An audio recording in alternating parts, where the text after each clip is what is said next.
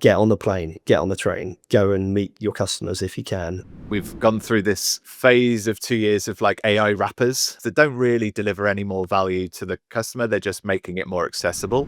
If you want to be a first mover, whoever's listening, you should do this because not many people have caught on to this trend yet. If people are looking at that type of conversational AI, tread carefully. You've just landed on Unfair Advantage, the show for lean teams who want to scale without the bloat, the burnout, or the BS. Each week, we go live with founders, marketers, and operators solving the hard stuff. AI workflows, scrappy go-to-market plays, and ideas your team will actually want to get across. While your competitors are still figuring it out, you're getting the unfair advantage. Let's get into it. Welcome to Unfair Advantage. Today, we're joined by Chris Wickson, a two-time exited founder now building his third startup, Reelflow, which is redefining how B2B websites actually sell. In this episode, we'll unpack what Chris calls the shift from software as a service to service as a software, the new era where your product doesn't just serve customers, it does the job for them. You'll hear how B2B buying behavior has changed, why most websites haven't caught up, and how AI-powered scripts and interactive video can turn your site into a self-serve sales layer that actually converts. Let's get into it. Chris, welcome to the show. I'm really happy to have you and also keen to hear about your lessons from scaling and exiting your last company, Accrue, for $34 million, and your early startup journey with Rate My Placement. And yeah, let's hear about why short form video isn't just for social. It's the missing piece in modern buyer enablement. Welcome. Yeah, great. Thanks for having me on, Melody, and great to spend some time with you talking through all these topics today. Awesome. Where should we start? Yeah, I mean, I think the best place to start was how you flip the term of SaaS from software as a service to service as a software, and kind of let everyone understand that perspective and what you're really trying to dig into with that as well. Yeah, thanks, Mike. So I can't claim the reframing of SaaS myself, but it was at SaaStock last year, so SaaStock 2024, when I first heard Des Traynor, who's the co-founder of Intercom, chief product officer there. He was on stage and he was the first person I heard talk about this sort of reframing from traditional software as a service, as we know it, into this new era as a vision for the future of service as a software. And what he means by that is, if we think about how we've all built SaaS products over the last decade, we sell it based on seats. We give customers a login to the product, an empty workspace, and we say, hey, go log in and do your job in this product. And that's how we've traditionally built and sold. But now in the era of AI, I think we're moving to a place where expectations from customers and buyers and users are moving more to, I want this product to do a lot of the work for me. I want the product to deliver outcomes. And it's a shift in how we build, how we sell, from this seat-based model to one more around consumption and usage and even outcomes. And Intercom's Fin product is a great example of that, right? They're building, it's customer support that does the support for you instead of a human. There's AI in there answering tickets, supporting customers. So yeah, that really made my co-founder and I, we were just in the early stages of starting to think about Reelflow, and it really made us sort of stop and think about the type of product we wanted to build, the experience we wanted our customers to have throughout their whole journey. And I think it aligns with a lot of the shifts that are happening today in the sort of B2B landscape. Yeah, I suppose how are you seeing with that like AI is really helping small lean teams enable this like new way of thinking about SaaS as well? Do you feel like it's actually the perfect time to switch the narrative from what we traditionally did to this new service as a software kind of model? Definitely, yeah. And as I say, I think it is a vision for the future. We're not there yet, but certainly the direction of travel, both in terms of how fast we can now move from a product development perspective, engineering perspective. Whilst I'm not sat here saying AI is replacing engineers, but what I do think it is doing is making a smaller group of engineers even more effective and efficient, removing a lot of the manual work that would have been done. You think of even 2 or 3 years ago, the prototyping process of using Figma and Canva to sort of wireframe things. Product people can now kind of build products and hand it over to engineers to go take that into production. So certainly speeding up the way we're able to build things. And then in terms of like the product experience itself, if I just use it in our context, we could have built Reelflow 5 years ago where you could give someone a login and they could go and think about how they want to build interactive video flows for their website and upload their videos and get it live. And you can do that today. But why can't the product do a lot of that heavy lifting and thinking for the customer, analyze the website, come up with flows and scripts? And maybe we'll talk a bit more about that later. But yeah, AI is really unlocking a lot of that capability and enabling, I think, small, lean teams to work way more efficiently now. I think it's also becoming, from my perspective, the kind of differentiator as well, right? We've gone through this phase of 2 years of like AI wrappers in that sense that don't really deliver any more value to the customer. They're just making it more accessible in how it's doing it. But now the real products that are making a difference are those that really either take time off the table or really dive deep. And that's where we're seeing this. And equally, it helps enable the service side of it, right? Where it's kind of self-serving and all of that. So I suppose that bringing that back to something that we can kind of help people who are in the early stages of starting their own SaaS business or anything really, I suppose, what would the one service be that you'd bake right in from day one into a product? I think there's a reason why customer support and success has been one of the first sectors that has truly been transformed by AI early. And one thing we've done from day one, and I have to give kudos to my co-founder Andy on the product and engineering side, is from the minute we started working on this product, we have taken a lot of care to document every single aspect of this product, in our case in Notion. Definitions, how things work, the workflows required, so that we have got this incredibly up-to-date, comprehensive library knowledge base that now, from a customer success support perspective, we can plug a product like Fin, or there's plenty out there now, into that knowledge base and let a user interrogate that, ask questions.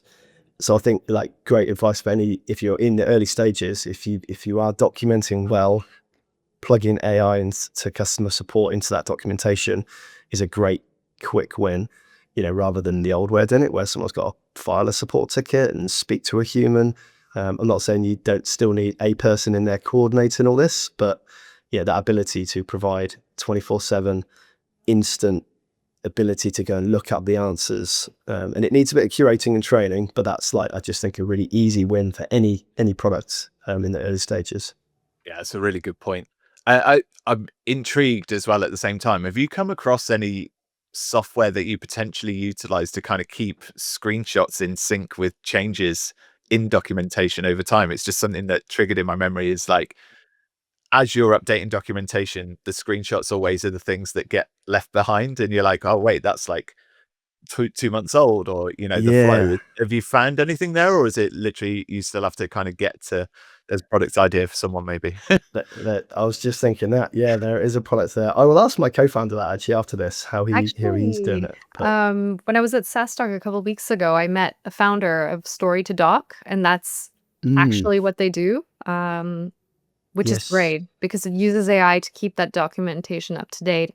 And if you have great documentation, then you can have a good AI flow, right? Nice. Yeah. yeah, Yeah. It's one of those points that I've always really struggled with keeping documentation Yeah. up to date, is because there's so much other stuff you have to do in that process of like imagery and everything as well, that it's always been a pain. But it makes a lot of sense in today's age.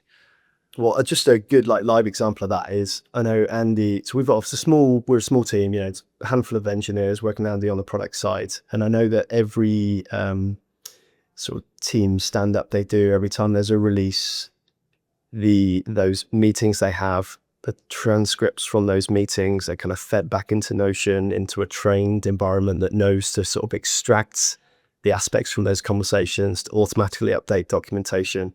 It takes a bit of time to kind of get that workflow working, but there's a lot of automations that can be done there. Yeah, it's a really nice use, And the actually. customer's the one who benefits at the end of it. Yeah, 100%. Maybe sometimes it's just a matter of hitting screen record as you're giving the demos, and then you Yeah, just condense 3 steps into one. it's a Absolutely. very good way of doing it. Um, let we kind of slightly touched on self-serve as a kind of thing, but obviously it's something everyone has spoken about forever, of like self-serves where everyone ultimately wants to get to. Um, but you kind of have got to a place where it kind of wasn't equally serving anyone at the same time as trying to implement it. So like, let's kind of touch on that. What made you realize that self-serve wasn't really serving anyone? Well, I think it's worth starting with the shifting sort of buyer landscape we're operating in, because it's changed dramatically. I'm not that old, but I've been working in B2B tech to sort of see some of these changes. I think even 10 years ago, the buyer landscape was dramatically different to what it is today. And by that, I mean the things that worked 10 years ago. It was the rise of marketing automation.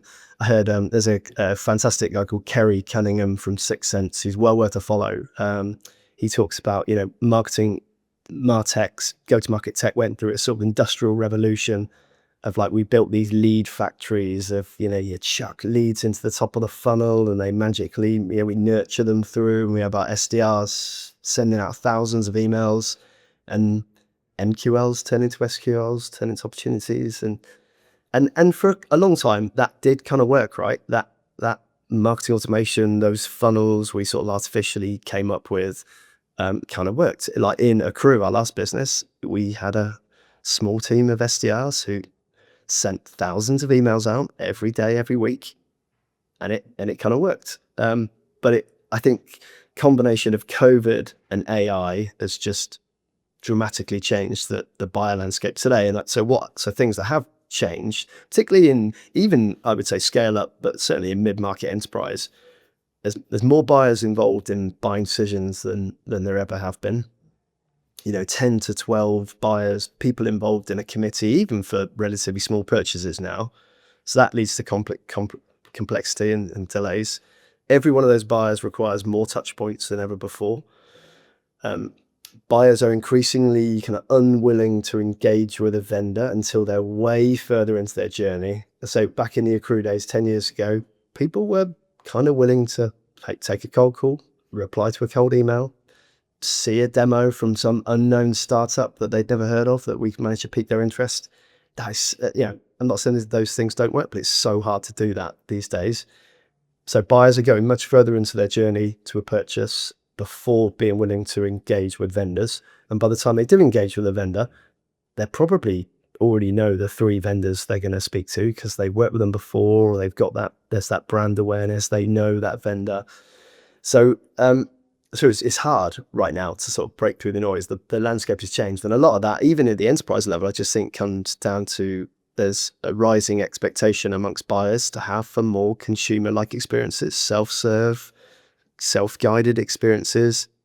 Even at the enterprise level, users want to get their hands on products and play with it rather than book a demo and speak to your SDR and go through the shopping list of qualification questions and then speak to an AE.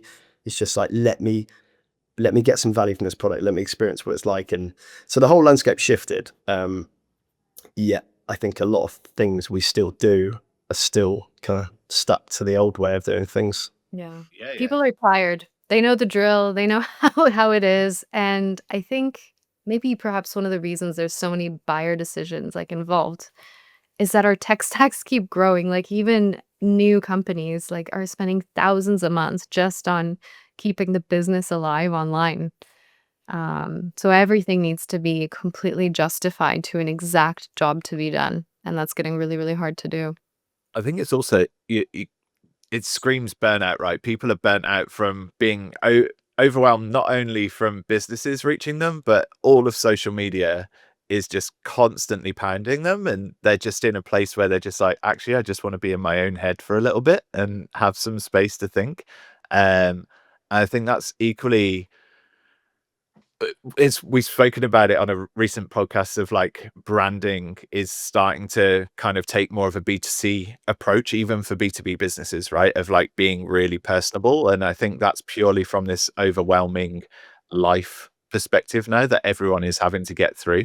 And Definitely. it really, it's understandable that everything's moving now more into self-serve, having that ready to go. And like, I suppose yeah, it's really hard to get ahead of that, and equally do it right within a product. Have you got any examples of like how you kind of think about it from a marketing site level to pushing them into an app, or yeah, Yeah, I mean, I think just to echo your point, I've spoken to hundreds of marketers in the last 12, 18 months, and there's definitely a sense of the pendulum had swung too far to the sort of, like I say, the kind of lead factories of just go chuck more leads in the top of the funnel and they'll magically wear their way out. And pendulum actually swinging back to some of the fundamentals that I think far too often get overlooked, which is brand, storytelling, trust, playing the long game. There's no like little growth hacks and silver bullets. It is about like consistently doing the right things and showing up and going to events and being out there in market and adding value to audiences. And then so to answer your question, like when I think about websites today, I think so many marketers still way over index on conversion on their website. And if you're, don't get me wrong, if you're selling like a really low price single user buyer, more like an e-commerce type sort of transaction, then conversion is clearly a really important thing. But for the rest of us, if you're selling anything with multiple buyers involved at a meaningful MRR or ARR, the idea of like obsessing over did that person, what did they do, and did they go then book the demo and fill in the form, I just think is like indexing and optimizing for the wrong thing. And actually the minute you, and this again part of the reason we're building Reelflow, the minute you actually stop and look at your website from a buyer perspective, like ultimately can you give your buyer a better experience on your site? So by the time they leave, whether it's after 30 seconds or 30 minutes, are they more informed?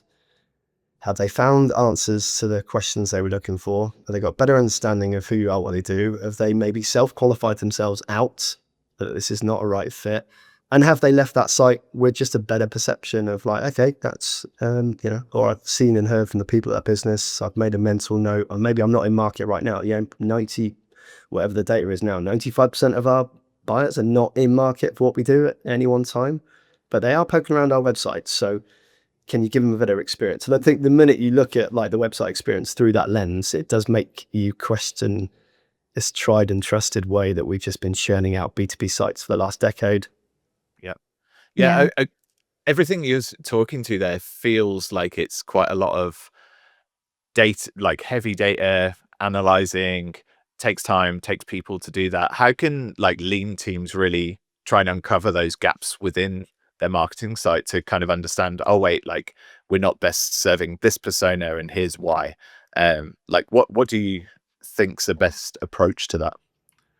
I mean, so we are big Claude users at Reelflow, where I much prefer Claude over ChatGPT for this type of work. And I just think a really good exercise is like, so we've got some very well primed projects now in Claude that know a lot about Reelflow, our value proposition, the messaging, the problems we solve.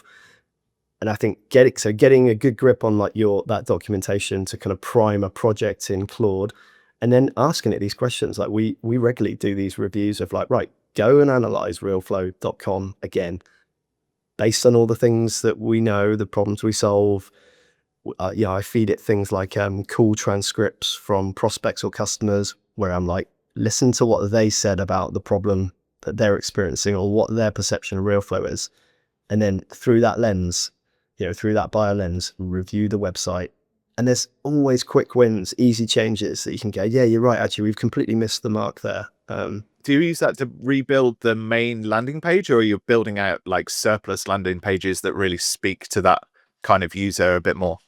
A bit of both, really. We've been, and don't get me wrong, realflow.com is not perfect. No marketing site is, and it's an ongoing, a bit like finding product market fit, right? It's a moving target that keeps moving. But I think with the website, so we're trying to do probably a quarterly cadence of a full website messaging sharpening. Not talking about doing a big rebuild here or the switch into Webflow. It's just about sharpening the messaging.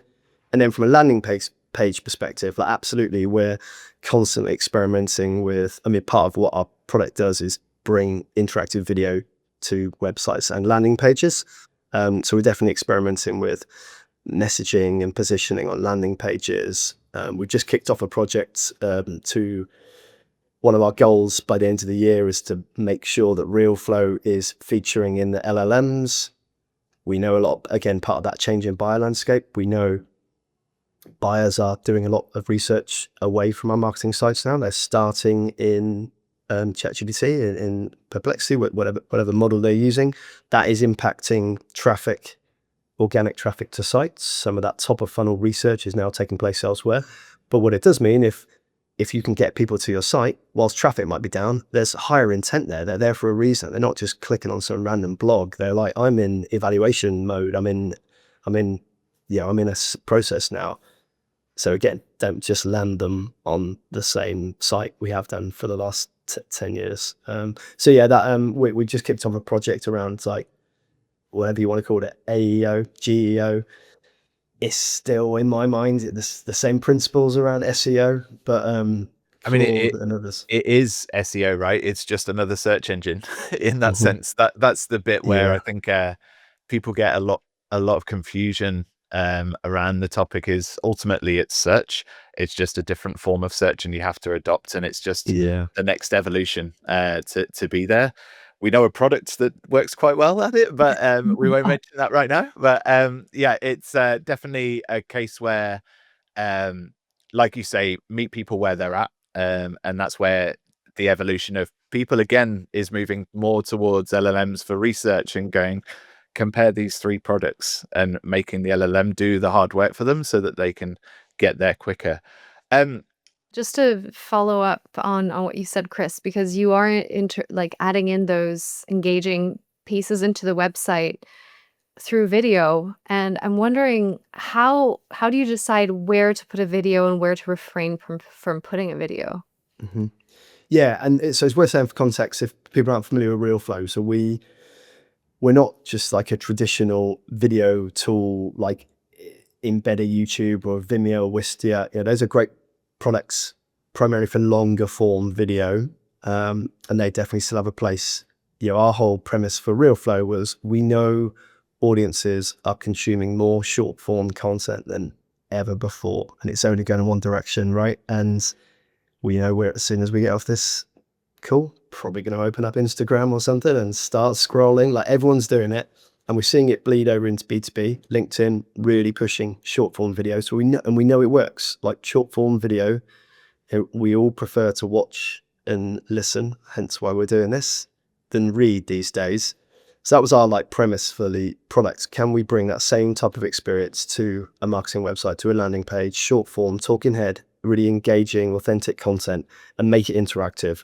So give that self-guided experience, help a buyer navigate deeper into the site, find the information they're looking for, and at the same time, start to build that trust and hear and see from real people behind that business. Although there is a whole video AI piece to this that maybe is one for another conversation.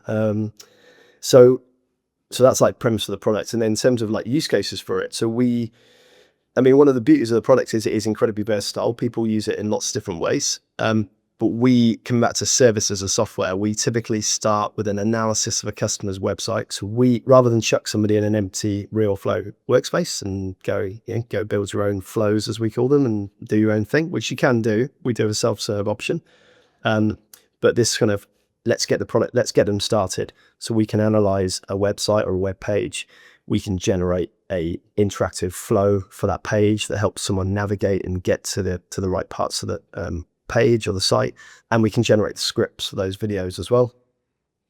And the player itself, whilst we do have a sort of embedded traditional version that's interactive, our primary player is an overlay player. So a bit like where you might see a chatbot. We are not quite declaring war on chatbots, but I do think traditional chatbots Are annoying. Been dying a death for a long time. Yeah. So we see compared to chatbot interaction rates, 1% at best in B2B, to the sort of anonymous icon. When you put the Reelflow player down there, a real person sort of waving, welcoming you, we see, some ridiculous, on average, 9, 10, 11%. But some of our customers see 30, 40% of every visitor open up the Reelflow player, watch the short form video, start getting deeper into the site. Yeah. It's like having a little human assistant or a teacher guiding you through the experience. And I mean, if you want to be a first mover, whoever's listening, you should do this because not many people have caught on to this trend yet. Yeah, I mean, and better still, whilst there is an AI video play here, which is to say there are, i.e., go grab an avatar and you can have it in any language. There's something quite powerful about the founder, the exec, the salesperson, seeing and hearing from that person. The amount of times I get on call with someone and they're like, "Oh, I sort of feel like I've already we've spoken because know you. I've been watching some of your videos." I think that's coming back to that point around like trust.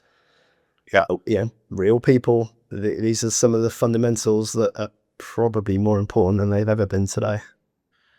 I'm intrigued by the product, what you're analyzing for, right? When you're doing that initial thing, because this is kind of also a thought process we hope people will take after listening to this podcast, of like really looking into their site a bit more without obviously giving away too much because you want to protect yourself. Like, what are you looking for in that to help people be aware of where they should be touching a customer with a video to then send them to a different place? Yeah, I mean, it does.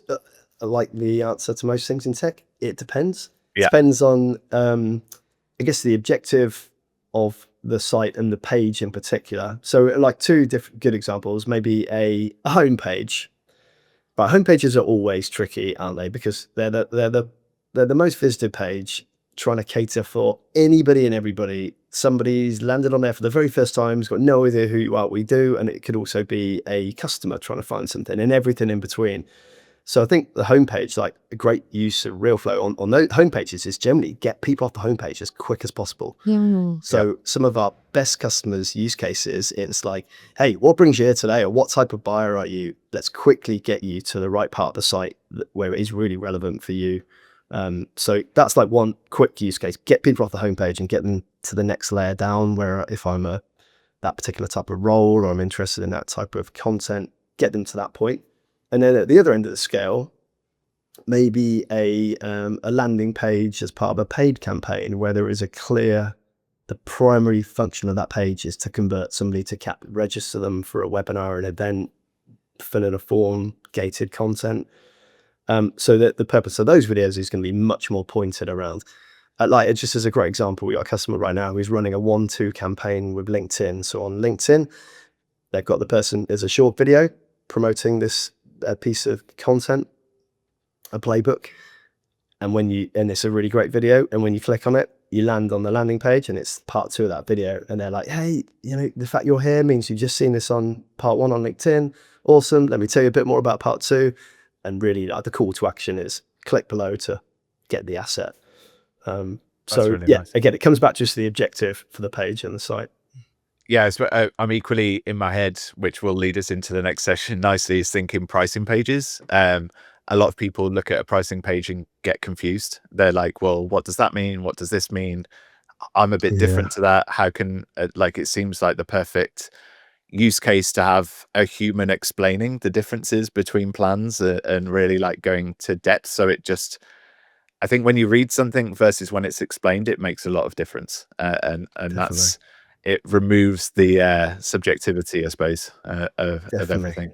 Yeah. I think I often, when I'm talking to people about Reelflow, if in an ideal world, we would go and meet and greet every single prospect, wouldn't we, if we could? Like, we know this is why we do in-person events. It's why we go to networking. It's why, if you're a founder listening to this and you've got the opportunity to go to someone's office and meet with them, it's like, get on that train, get on that plane. Jason Lemkin of SaaS always, I remember like back in the early days of a crew, just pinning it up on my wall. He's like, get on the plane, get on the train, go and meet your customers if you can. And that was pre-COVID days, but there's something powerful about that. Now, in reality, we can't do that with everybody, but what's the next best thing? It's doing things like this. It's video, it's meet and greet people on your site.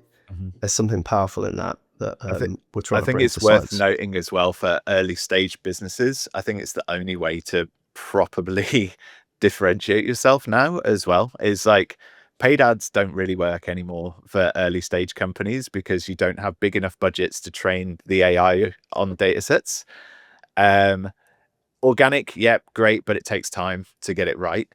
And then we're seeing it ourselves with in-person events. We're just getting far more leads organically from just being at events. So it's Yeah. becoming a bit of a strategy for us moving forwards of Mhm. like, we just need to be at places a lot more, having conversations with people to just generate, like you say, being real, being people and networking properly to really grow the business.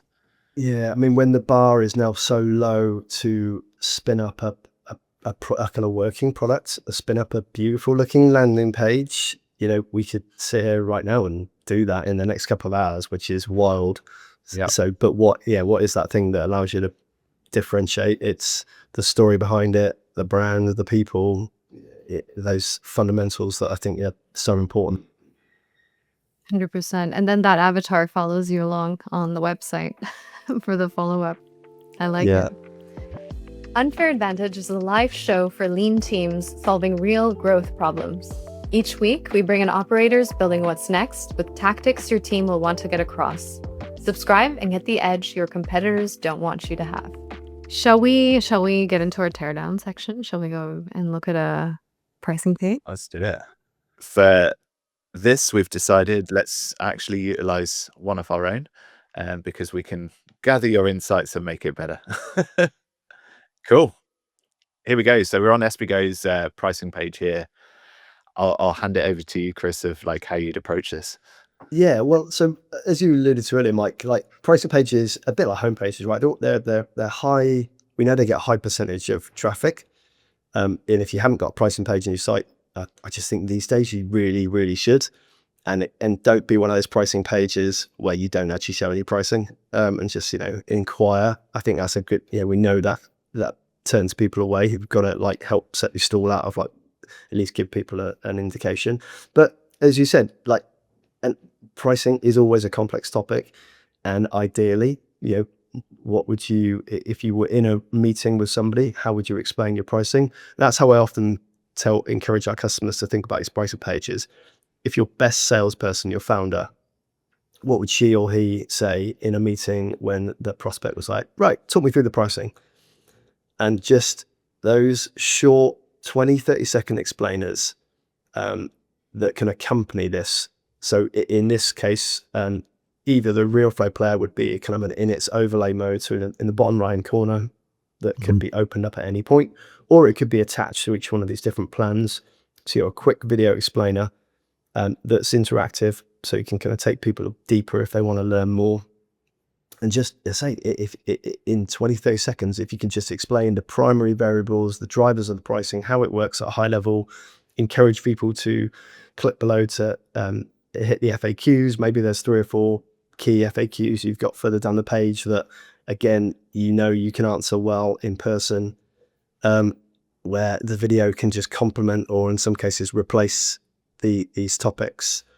In the same way we see informative shorts on TikTok and LinkedIn these days, it's that same type of content that I just think can help break through and help people understand. If you're landing on these pages for the first time, as the vendor, we know what the terminology means and we know what the categories mean and our jargon we use, but the prospects often don't. So Yeah, helping I sort of think simplify. that instantly leads me to this section here where we're talking about like a recommended monthly mix, but how that doesn't really necessarily relate to the monthly credits and stuff like that, where a video explainer going alongside, oh, this is completely interchangeable and stuff like that would be super beneficial Yeah. for people to understand, rather than this is like a set amount of what you get. Another great example. We often see, traditionally you might see kind of ROI calculators or help me understand which plan I should be on. That's a great use for video, interactive video. Imagine if it was like, if you're not sure, answer these 3 or 4 questions and I'll help point you to the right plan. So you could tee those up, select the option below that's most appropriate to you. We're a small business with a team of 5 doing X, Y, Z, take them down that route. Cool. Based on what you said, our scale plan, I think, would be perfect for you. And here's why. Is that, again, that's all interactive flow that can branch people off into different routes just to help explain which category they should be in. It is another great use. Have you got a good example of like a pricing page you really rate as doing a good job? of this, and we could maybe even Yeah, I yours. mean, That's fine. yeah, you'd go and check out Yeah. realflow.com and our Okay, let me pricing. just. I'm just thinking, like, we've obviously got one. It's good to show people like what you feel is doing a good job, right? Yeah, and I will do the classic caveat of like, we're actually in the process of redesigning our pricing page. We are actually changing the variable that we primarily drive the pricing on. But this is just a good live example of like how you can use Reelflow on a pricing page. So we've like a lot of SaaS companies, we've got these different tiers and different variables. And there's a lot of information that we pack in here. Too much is part of why we're amending it. But if you click on the Reelflow player, so this is our overlay player. It's what we call the eye catcher. And now once I open the player, I basically do a quick introduction, set the scene, and then from here you can click into any one of these options and learn more about what our enterprise plans are, what's involved there.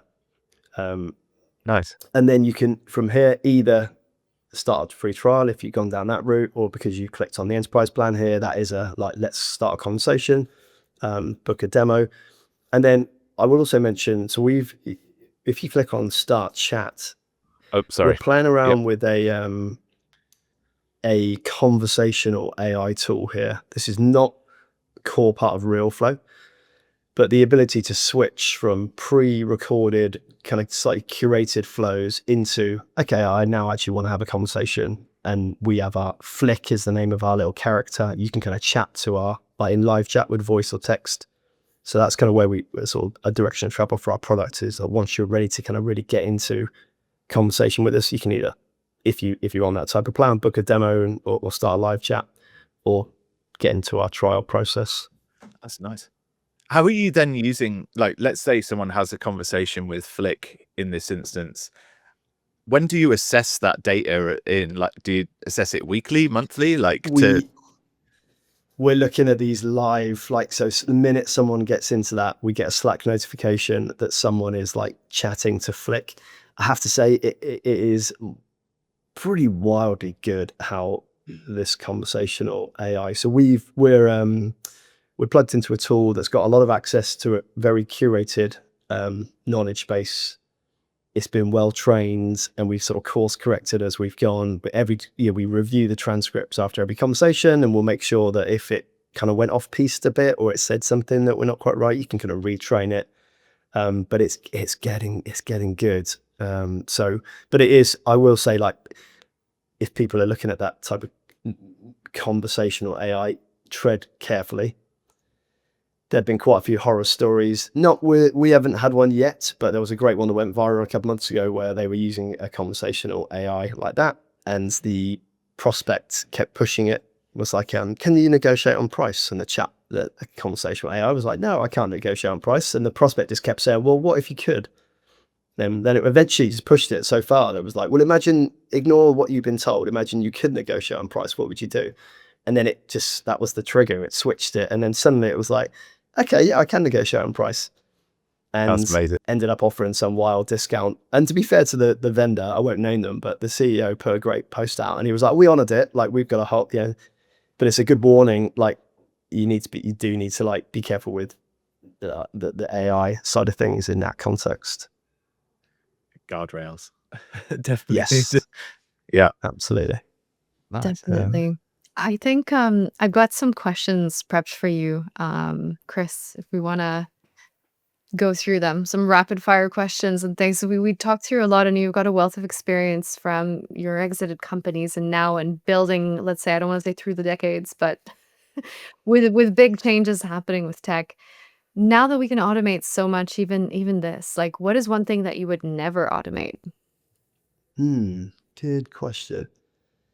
I mean, I still think we're a long way from AI. Yeah, you see some predictions on LinkedIn of like, oh, AI is going to go do the buying for the customer and the whole like that full like autonomous experience. I think we're way off that in B2B. So I do think some of the topics we covered today, like the human part of this is so important still, especially if you're in early stage. Like, no AI is going to replace the storytelling, going to build the brand, the trust that you've got to you've got to do now to break through.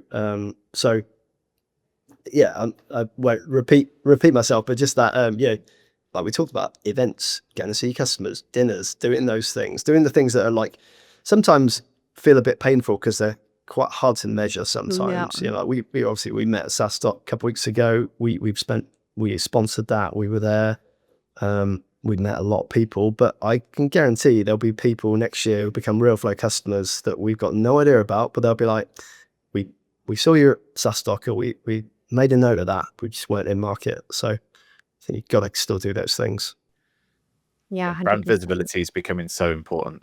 It's something that I'm thinking about a lot, just in general, of like not just the companies we're building now, but equally us as people, so that we become the face that they're just like, why do I know you? Like, I think that's equally just something that triggers subconsciously of like, I feel like I know you already. So like it just enables people to have that first conversation, I think.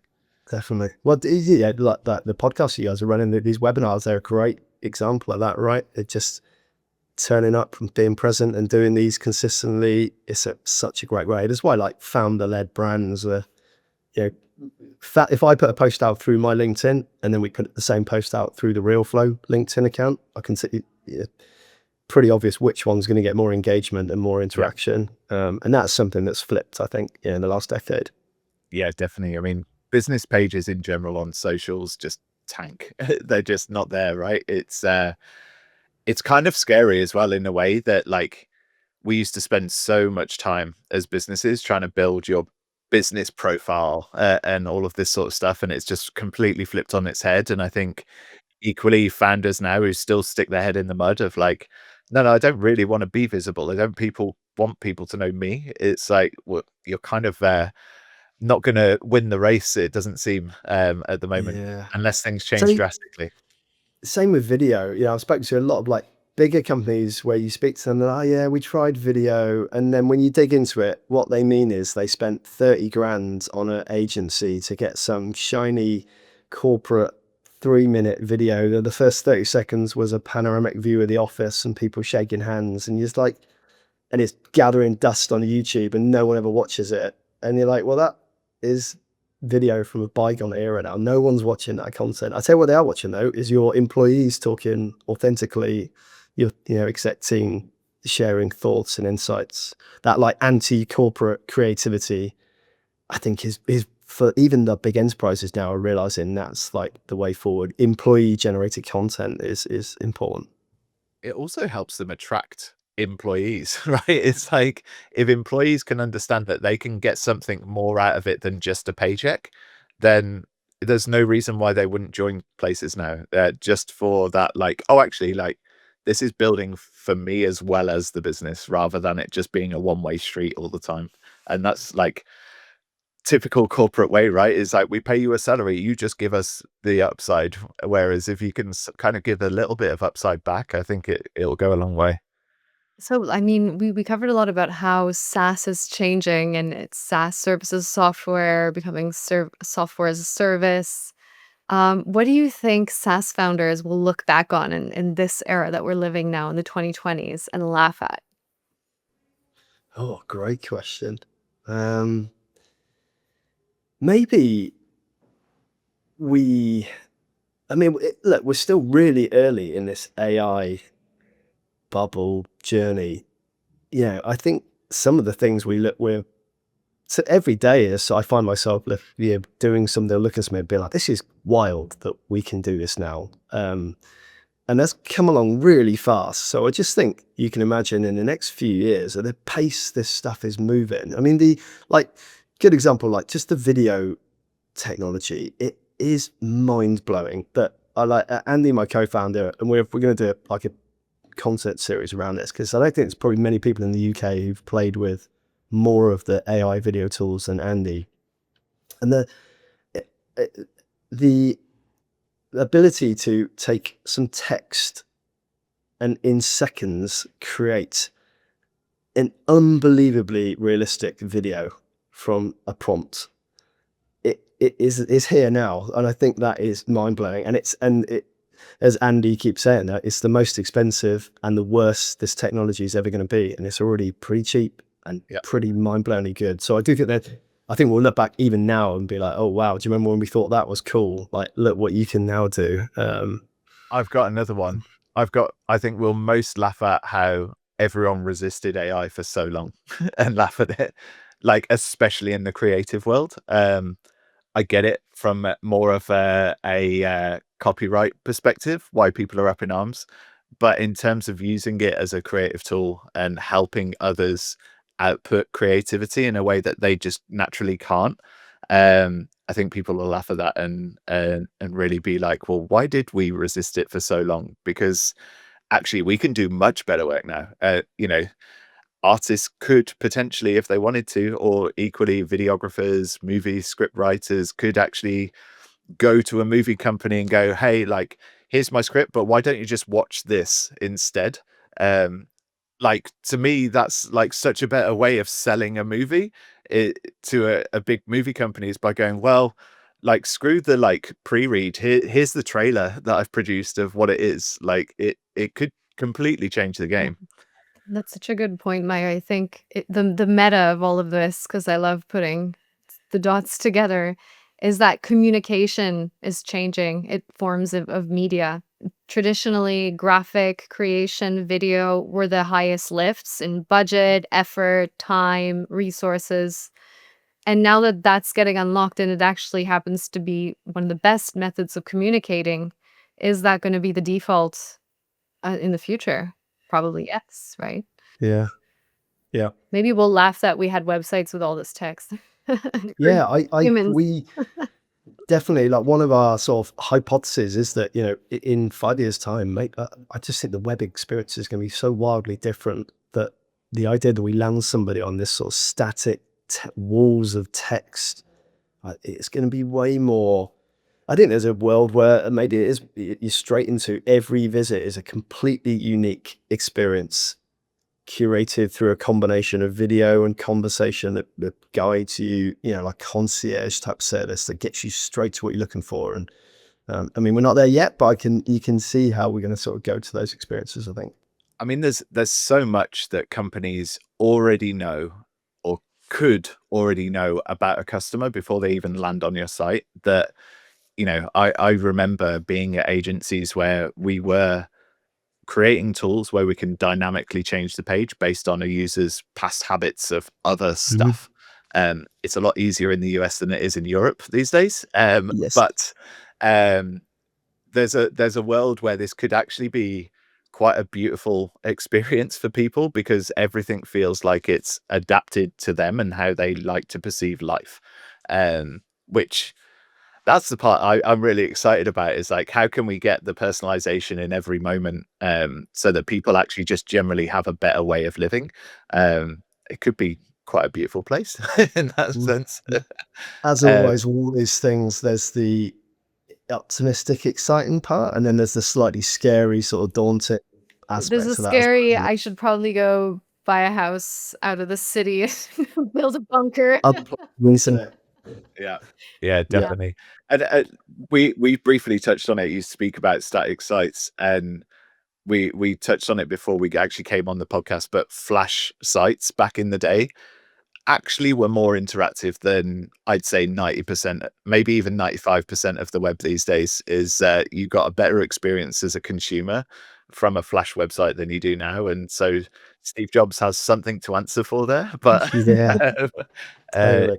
it's Yeah, and I definitely, think the like, websites are going to have to, I mean, even today, serve this dual purpose of feeding the models and search, and also giving people a much better experience. And I just wonder how that all will come together. You're going to need structured, easily accessible, indexable data that the bots can crawl and make sure you get enlisted. And obviously everyone's sort of scrambling now to figure out how you get into the ChatGPTs and the LLMs. But at the same time, when people do get to the site, which they still will, despite what some people claim, the website is like, that's not going away. People are going to get on your site multiple times in that journey.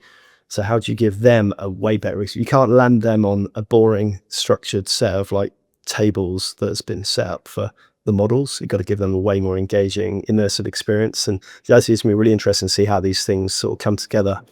I've got a little hot take that has just popped up in my mind of where I think we're going to go in the next couple of years. I think the traditional way is you had a marketing site that land people and then you convert them into your application. I think the lines are going to drastically blur between the two, where you're more likely to actually just land in one application that has marketing material addressing the person and moving them as quickly as possible and nurturing them and utilizing different assets of the actual application sooner. That's my prediction. Yeah. Nice. Yeah. Spicy. I think to end off this segment, I've got a fun question for us all to answer. So you have to finish the sentence. The future of SaaS isn't product-led, it's... Chris? It's going to be something around self-guided, some combination of buyer-led or self-serve, putting the buyer in control, helping them help themselves with where they are on their journey. I know that's multiple words, but... Nice. Ooh, I'm still thinking here. Like the thing that comes to my head is customer service. So that kind of leans into the personalization side, but then, yeah, like you say, self-serve in a way. Yeah. It's personalized. I think we're all on the same track. Well, it's been great having you on the show, Chris. Thank you so much for sharing your insights.